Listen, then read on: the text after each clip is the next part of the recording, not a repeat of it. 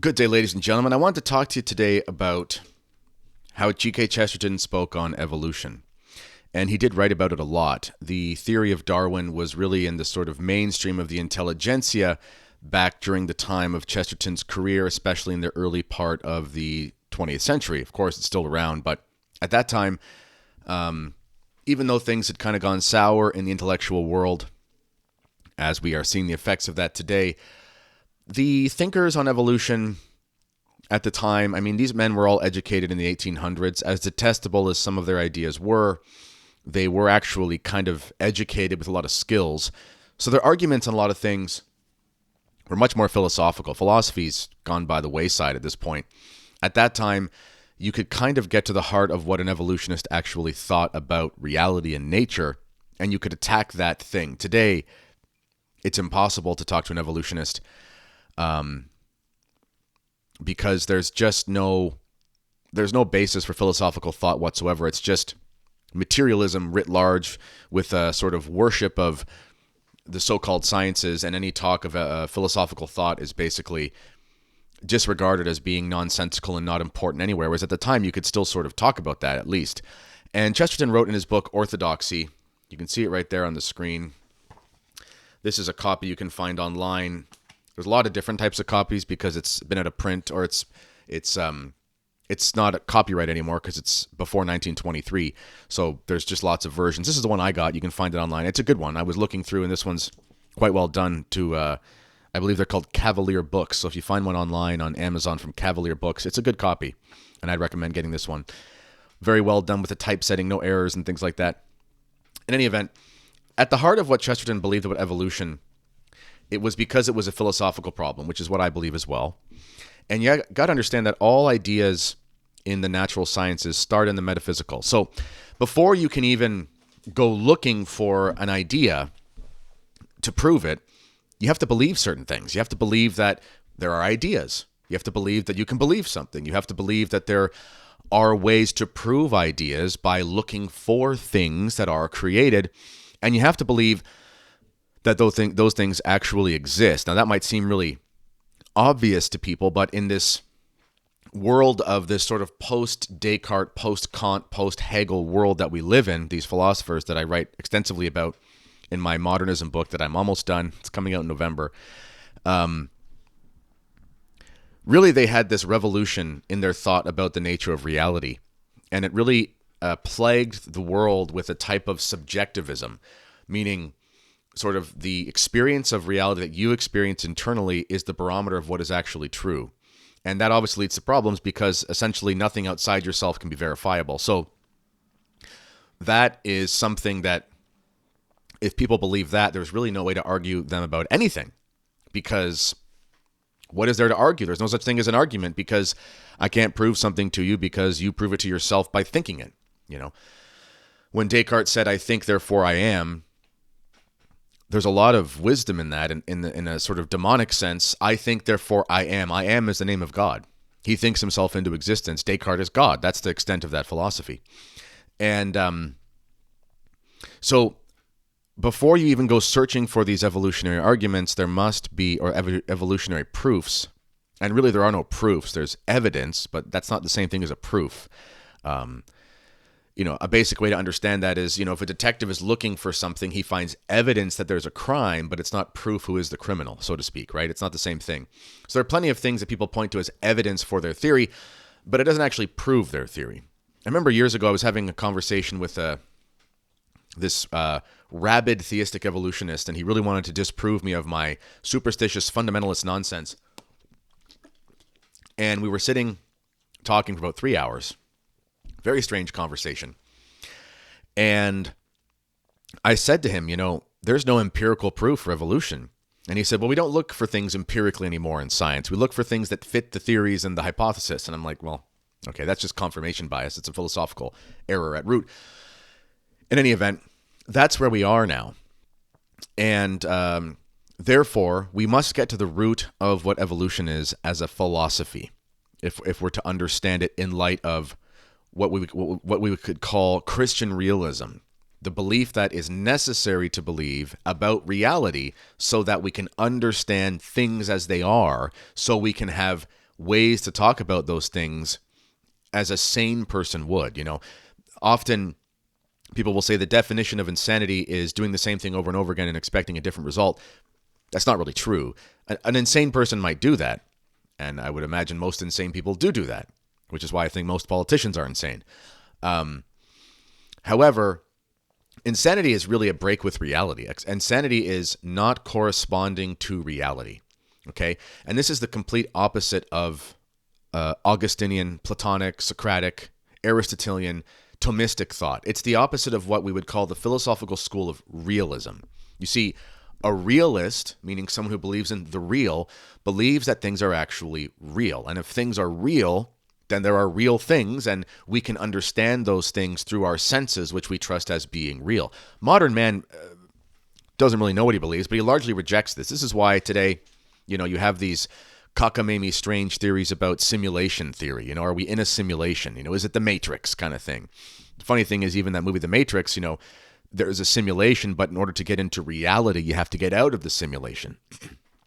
In any case, these are just ancient heresies. These are just ancient heresies that have been around forever.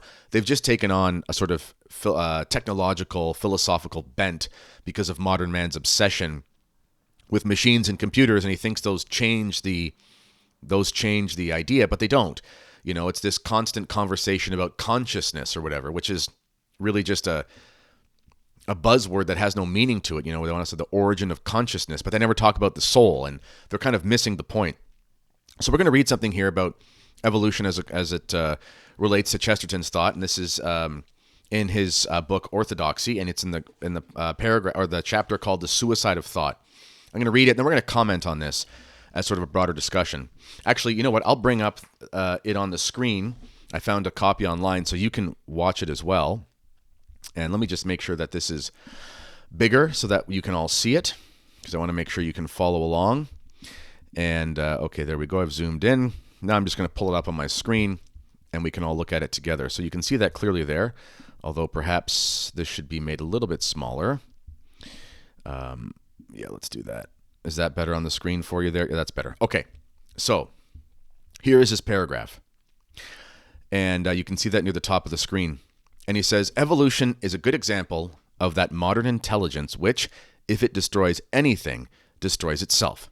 Evolution is either an innocent scientific description of how certain earthly things came about, or if it is anything more than this, it is an attack upon thought itself. If evolution destroys anything, it does not destroy religion, but rationalism. If evolution simply means that a positive thing called an ape turned very slowly into a positive thing called a man, then it is stingless for the most orthodox. We'll talk about that in a sec. For if a personal God might just as well do things slowly as quickly, for a personal God might just as well do things slowly as quickly, especially if, like the Christian God, he were outside time. But if it means anything more, it means that there is no such thing as an ape to change, and no such thing as a man for him to change into. It means that there is no such thing as a thing. At best, there is only one thing, and that is a flux of everything and anything. This is an attack not upon the faith, but upon the mind. You cannot think if there are no things to think about. You cannot think if you are not separate from the subject of thought. And here he goes with Descartes. Descartes said, I think, therefore I am. The philosophic evolutionist reverses and negatives the epigram. He says, I am not, therefore I cannot think. So let's break this down here, because there's a lot of important things. So he starts it off by saying, evolution is either an innocent scientific description of how certain earthly things came about, or if it is anything more, it's an attack upon thought itself. So Chesterton was not an evolutionist, and he wasn't saying evolution is totally compatible with the faith. So for example, when he says, if it means that God, a positive thing called an ape turned very slowly into a positive thing called a man, then it is stingless for the most orthodox. What he's referring to here is if what you're doing is taking the very basic claim that there are things and then God turns those things into man, there is a way that this could be, in a sense, reconciled with Christianity. He did not believe in evolution. But what he was getting at there is that God has sovereign will and power to do miraculous, seemingly magical things, if we can use that term loosely, to things to make them into other things. And this is obviously compatible in a sense with Scripture, where God creates Adam out of the slime, the dust, the earth, whatever the translation says. And he creates essentially an animal body, and then he breathes into him the breath of life. He ensouls Adam. Adam was not conceived, excuse me, he was not conceived. Therefore, we wouldn't say that's why it's possible to believe that Adam is created by God in the sort of material sense, and then God adds the supernatural metaphysical reality of life, the immortality of the soul. And of course, God creates Eve out of Adam's side, so God demonstrates that he can turn the material that's from Adam's side into Eve. So this is kind of what Chesterton is getting at, is that on the very basic level, if you interpret it in that sort of sense, then there is a way to reconcile it in a sort of philosophical hypothesis, although Chesterton's not arguing for that to have been what happened, because he goes on immediately after that to say, as we read, it means he says, but if it means anything more, it means that there is no such thing as an ape to change and no such thing as a man for him to change into. It means that there is no such thing as a thing. This is the genius statement, and here's why. So the history of philosophy, and by extension, the history of theology, if I was reading a book on Thomas Aquinas, I think it's called Selected Writings of Thomas Aquinas. I think it's from Penguin Books. And there's a wonderful introduction from the editor of that, who compiled all of Thomas's works. I recommend everyone get it if you want to read something on Aquinas. Again, I think it's called the Selected Writings of Thomas Aquinas from Penguin Books, something like that. It's a big fat thing, so it's lots of reference in it. And he talks about how in the past there really was no distinction between philosophy and theology. In fact, you would talk about philosophy and Christian philosophy, or you'd talk about theology and Christian theology, meaning there wasn't a distinction between the nature of the pursuit. It's just that when you would talk about theology or philosophy in the Christian sense, then you had revelation. So philosophy in the time of pre-Christian existence, outside of the Hebrews, right, who had revelation directly, what you have are essentially pagan groups who don't have any divine revelation. And amongst these pagans, of course, you have a number of extremely intelligent individuals such as Aristotle, Socrates, and Plato, and so forth. And what they're doing is they're extending the pursuit of knowledge to the highest degree they can on a merely human perspective. And what they're doing is they're looking at the world, they're contemplating, they're cogitating and meditating on the realities of life, and they're using that rational ability that we have as human beings in the soul. They're using this to conceive of things, and this is and to formulate hypotheses and ideas and forms and philosophies about things that we can use to comprehend the world, to get to the fundamental truths that are so necessary. And this is why, for example, we still use Platonic, Aristotelian, Socratic thought today. They're not perfect, but they're applicable to Christian thought because they believe in realism. They're part of the realist school. St. Thomas Aquinas, he wasn't a Thomist because he was Thomas.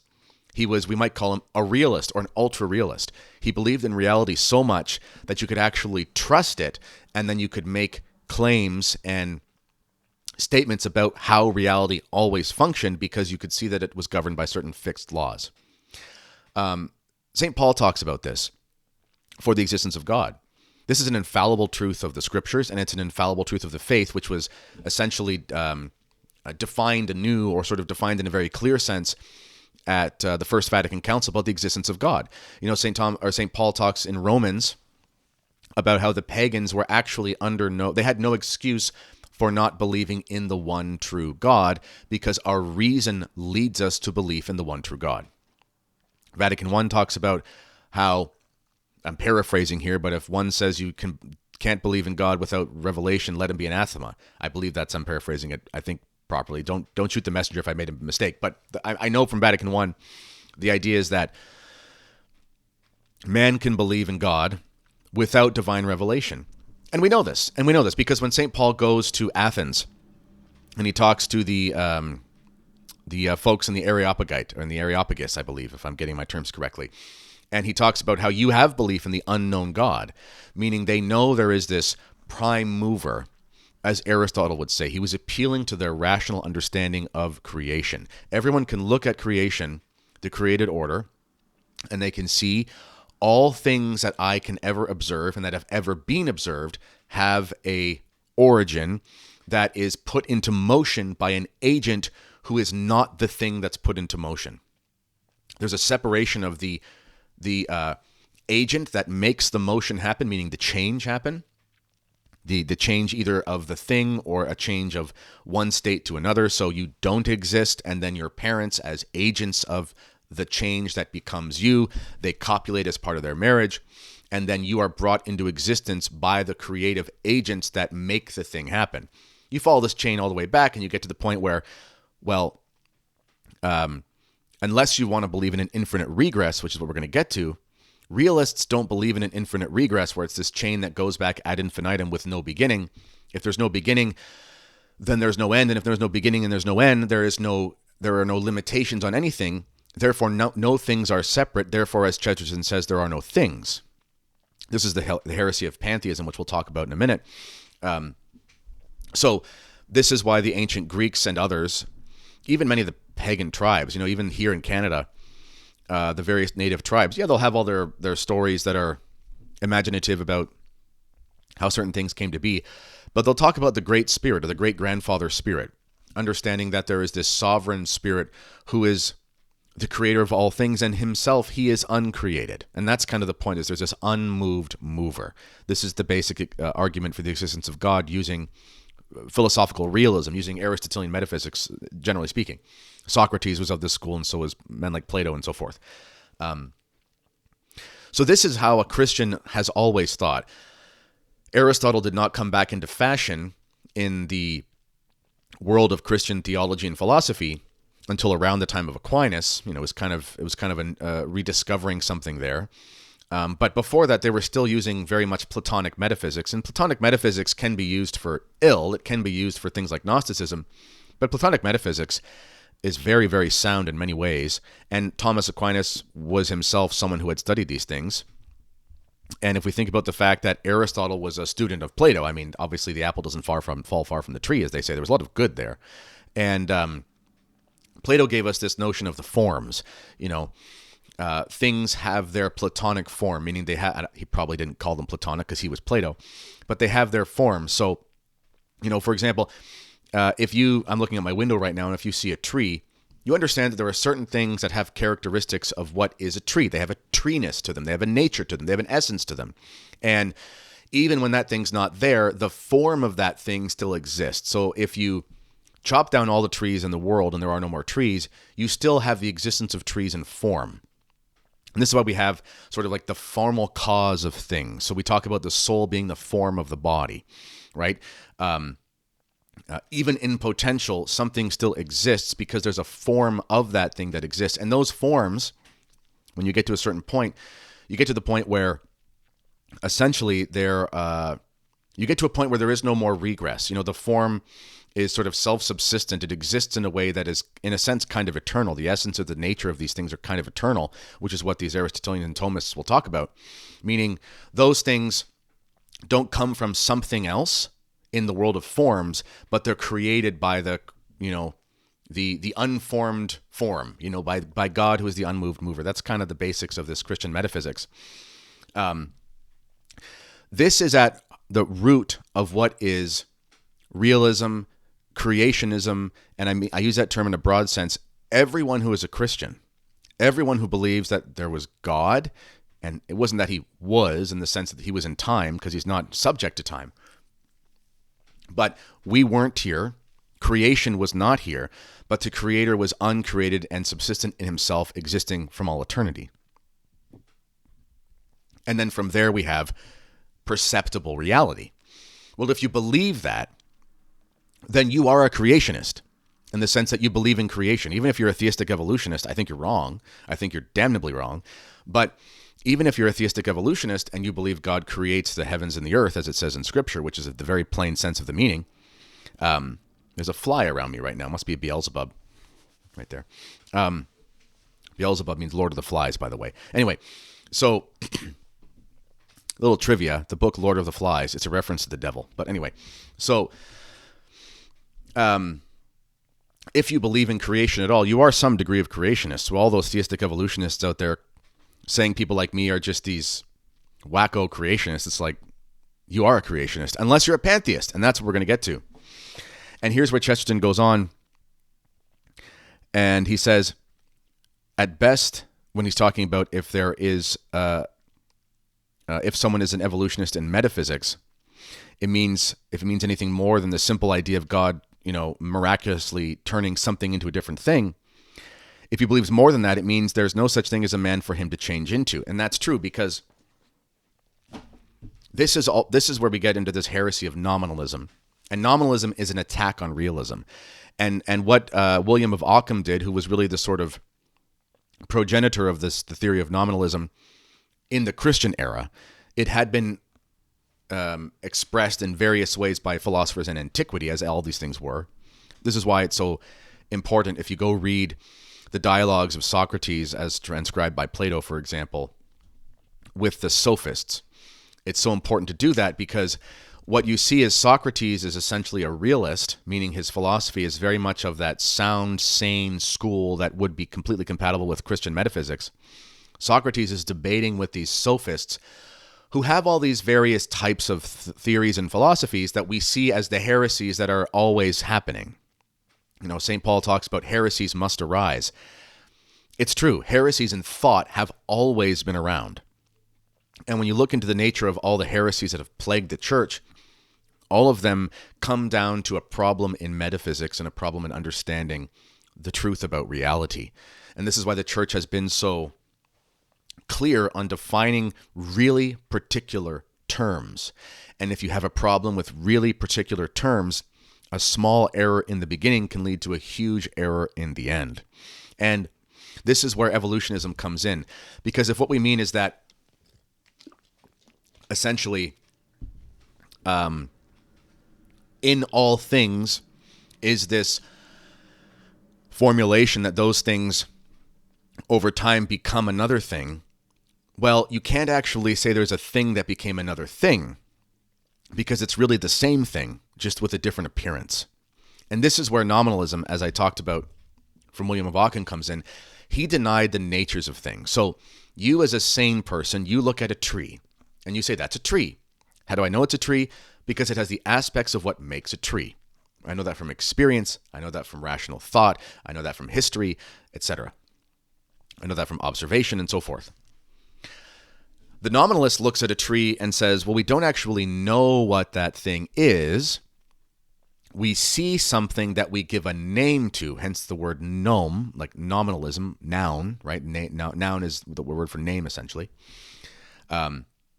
So we just apply names to things, but we don't know the natures of those things. This was a misreading of Aristotle, and this is why nominalism was condemned by the church. I don't know if William of Ockham was ever by name condemned. He might have been. I can't remember. But his theories were condemned subsequently by various ecumenical councils and popes and so forth and theologians. And this is the heresy that is at root of evolutionary thought. Even if I were a theistic evolutionist, which I'm not, and by the way, theistic evolution, I think, is the most absurd of all of the theories. And the reason is the materialist evolutionists, when you read into their thought, they're actually very consistent in the fact that they're pantheists, which we'll talk about. And pantheism and theism are really the only two philosophical possibilities if we put divine revelation aside for a second, without the help of revelation. This is why C.S. Lewis, when C.S. Lewis had his conversion, you can read about this in his book, Surprised by Joy, which is a wonderful autobiography. I recommend everybody read it. It's a very fast read. It's a very, very, very wonderful read. It's kind of like his version of Confessions by Augustine. It's his interior life. John Henry Newman had his Apologia Pro Vita Sua, or Pro Vita Mea, like the apologetics for his life. It goes through his interior change to the point where he becomes what he converted to. And Lewis talks about how when he had rejected ultimately the notion of strict materialism, he realized from his reading of the philosophers of antiquity that there really were only two consistent metaphysical systems. There are problems with pantheism, but it has an interior logic to it. And he realized that pantheism and theism were the only two options. So he basically said in Surprised by Joy that he was considering, does he go with the religion of the Hindus and of the Buddhists, or does he go with the religion of the West, with Christianity? And that was his basic philosophical conundrum he was in. For many reasons, he obviously chose Christianity. But why would he say that he would be open to the idea of pantheism? That seems very strange. Well, because Lewis was being an honest philosopher, and he was trying to look at things purely rationally without the help of divine revelation, which rejects pantheism. And the reason is because pantheism essentially works like this. And Chesterton talks about that. And he says, at best, there is only one thing. This would be the universe, right? Modern man loves to talk about the universe. I'm one with the universe or whatever. That's the only thing. He says there's only one thing, and that is a flux of everything and anything.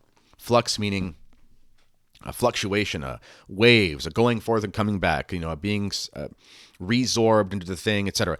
This is the heart of pantheistic metaphysics. If you look into what the sort of Eastern thinkers believe about the soul and the divine reality, really there's no separation between the divine thing and man. And therefore there is no divine thing in the sense that that thing exists on its own. And there is no man because man isn't man. He's a part of the divine thing. And because the divine thing is found in man, man and the divine thing are the same thing. That's what it means. This is where the philosophical heresy of reincarnation comes in. That essentially what we have on this earth is we have these material things which are not separate because there is no difference between them, because they're all just sort of avatars or images or collections of things that are part of the one thing. And then those things are ensouled in some way with this sort of divine reality, which is not separate from the creation. And this is why today you can be walking in India today. I've talked to missionaries that are in India, and you can walk over someone dying on the side of the road and not help them.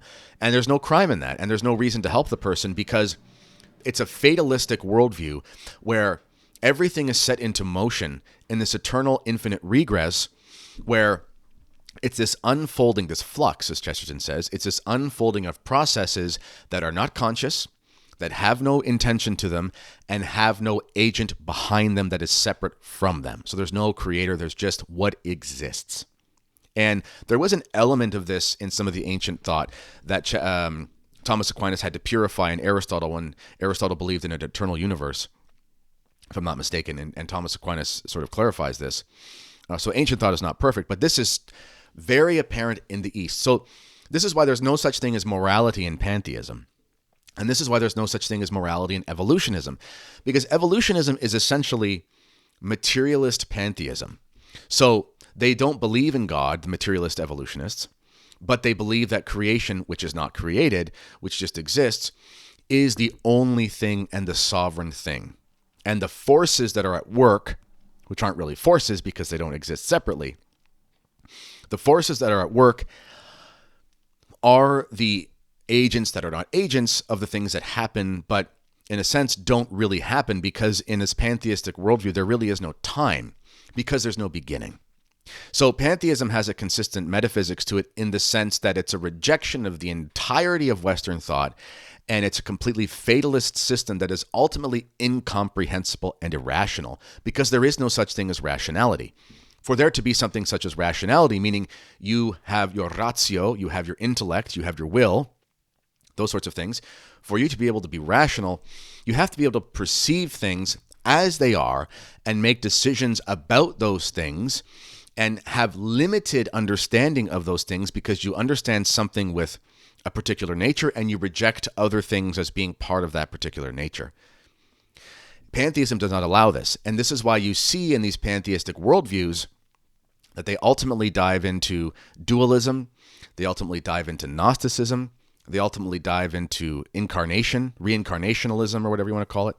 And this is why the Hindus are the most impossible people to evangelize. And why is that? Because it's not like evangelizing pagans who do believe in creation, or even the Chinese. China has been largely destroyed because of the political forces, but it's easier to evangelize sort of the Chinese traditional philosophical Chinese because they believe in a lot of sort of the remnant of the Confucian thought, which has a lot of very good metaphysics in it. But in India, the church has had trouble evangelizing for so long because there's no conception, there's no possible conception of the nature of creation. There's no possible conception of the nature of God being separate from creation, because there is no possible conception of there being anything that is distinct from another thing and not part of the one thing. Fly, goodness. And that is why it is basically impossible on a metaphysical level to evangelize people who are in that region of the world. Pantheism is an even greater heresy than Islam. Islam has pantheistic thought in it because Islam is a metaphysical train wreck, but the average Muslim believes God is God and he creates things, which makes it more fruitful to talk to them about certain things. There are other reasons why it's difficult to evangelize Muslims because of cultural and political forces. But from a philosophical level, you can actually have a conversation with a smart Muslim about these matters of Christian realism, and they can agree with you on many of the factors, whereas it's impossible with someone who believes what the Hindus believe. The Hindus believe that all of these gods that we talk about, they're not actually gods, they're just avatars, which means they're sort of shadows or appearances of the one true thing, which you are that, and hence you go back to that. And if you look into the extensions of this thought, especially with the Jains is sort of a sect of, I had to study this in university, and they believe essentially that there is this almost like a flower, blooming and coming back, and eventually at some point during whatever the course of time, which is not time, there will be this sort of singularity point. And this is why you see this with modern physics. People say, Christians can believe in the Big Bang. Well, in theory, if what you're saying is that people can look to what they believe is the creation of the universe, and they say, well, God is creator, therefore that's his creative act. Okay, I understand the logic of that. But the Big Bang theorists of our day, they don't believe in the Big Bang being the beginning. They believe, like Chesterton said, when he says, at best there is only one thing, and that is a flux of everything and anything. So in order to believe in the sort of Big Bang cosmology, obviously the stuff that's for the initial rapid expansion, and in fairness to the Big Bang people, they'll say, we don't actually believe it's a bang. Okay, fine. You call it a rapid expansion at a sort of astronomical speed. If you don't want to call that an explosion, go for it. You're just cheating with words at that point. It's like if you make a bomb and there's a potential of energy in there, and that thing is set and explodes, it's a rapid expansion of the energy in all directions. We call that an explosion. If you want to get around that with your stupid cheating with words and your nominalism, okay, fine, call it something besides the Big Bang. But colloquially speaking, we call it the Big Bang. And if you look into the great modern, well, not great in the sense that they're intelligent, but the sort of well-known modern thinkers like Dawkins or Neil deGrasse Tyson, Tyson has this famous video that I remember when I was an agnostic back in, 15 years ago, watching this stuff. And, he says the coolest thing about existence is that you are made of stardust. And people go, wow, I'm made of stardust. That is pantheism. The source of all things, this beginning that's not a beginning, it explodes or expands, whatever term you want to use. It expands and extends outward, even though there really is no outward because there's no limits. But anyway, it expands into nothingness, essentially, even though it couldn't expand into nothingness, if you think about it, because you can't expand into nothing because there's nothing to expand into. But whatever, they don't talk about that because they never have any metaphysics for their theories because they're philosophically idiots. It expands, and then you get to the point where all that is contained in that stuff sort of evolves over time and becomes who you are. So this is where the Big Bang leads us. And this is why Big Bang cosmology is part and parcel with evolutionary cosmology or evolutionary theory, because Big Bang cosmology is really the evolution in the heavens. Now, again, I understand certain Christian Big Bang theorists will understand it differently, but what they're doing is they're applying a Christian metaphysic to it, which is not inherent in the theory itself, because the Big Bang theorists don't believe that the Big Bang is the beginning of time. They don't believe it's the beginning of creation. They believe it's one series, it's one event in a series of events that are eternal and never ending, essentially. And that is why, to sum it up in a quick 35 minutes here, this is why he says evolution destroys itself.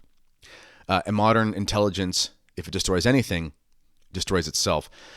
And he finishes that paragraph by saying, this is an attack not upon faith, because it's a type of faith, it's a blind faith, but upon the mind. You cannot think if there are no things to think about. And this is the consistent metaphysics of the Eastern sages, where they will talk about how you have to deny that yourself exists. This is why it's so strange when you see these modern, yoga practitioners who love this Eastern stuff because it makes them feel good, but then they start talking about like working on themselves through all this meditation and things. There is no self. There is no self if you're a pantheist. You don't exist. You are simply, there's no you to be you, because for there to be a you, there has to be something that is you and something that is not you. There's not even a we in pantheism, because there's no collection of yous or theys or us sort of thing. This is why modern man is such a monstrosity philosophically, and why he's so unhappy. The fatalist Eastern pantheist, if he accepts the system, he can accept the absurdity of all systems, and he can desire nothing because there's nothing to desire. This is what Buddhism is, ultimately. This is what some of the Vedantic sages have accepted about themselves. And they're consistent in it. Like in fairness, they are intellectually consistent, and you can respect that in a sense of you followed it through. But the Western yoga practitioner who loves the self-help books and the Oprah things and the Zen stuff, this person is an amphibian. And not even, that's probably not, he's a chimera. Amphibians are good. He's a chimera, meaning he's two creatures sewn together to create an infertile, stunted monstrosity. That's what a chimera is. So when the person who is in the West, who rejects Christianity because there's morals in it, basically, that's why they reject it always, and adopts an Eastern practice because he works on himself, he has no consistency in metaphysic, and then he makes himself into God. And this is the primordial sin that is talked about in the Garden of Eden. You will become like gods, knowing good and evil, meaning you will make yourself into God and be the barometer and the arbiter of all that is good and evil. You create your own reality. This is what Descartes did. I think, therefore I am. His existence starts with his thought. Therefore, he is the creator of himself. That's what it is. So, modern man, he goes to his yoga places and things like that, and he feels so good about himself when he comes away from there, but he's missing the point that yoga actually annihilates the self. There is no self. This is why we would call these things fatalism or determinism. There is no free will, there is no choice, and so on and so forth. And you see these things popping up in various Christian heresies. When you talk about the deterministic fatalism of Calvinism, for example, it's really just a sort of pseudo-pantheistic worldview applied to with a veneer of the Bible. And what it leads to essentially is a sort of type of elitism and a puritanism, because you are elect by God and you can't lose your salvation no matter what you do. And really it dives into deeper pantheistic errors, because they would say, for example, well, if someone doesn't die as a good Christian, they were never going to, because they were elect by God to go to hell, which means they have no free will. It doesn't make any sense. Which means they shouldn't try to convert anybody, because there's no such thing as conversion. Anyway, that's where evolution leads. That is where evolution leads. People think the fundamentalists are the ones fighting evolution. Well, most fundamentalists, as far as I can tell, have a Calvinism to them. But the reason why they can't effectively fight evolution at its philosophical root, they do a lot of good work. I mean, I'm not a fundamentalist. Obviously, I'm a Catholic. And fundamentalists aren't fundamentalists because they reject many fundamentals of the faith because they're heretics. But they do a lot of research and things like that, which is quite useful. I mean, they do various scientific research that does have a lot of merit to it, and we should thank them for that if it's good.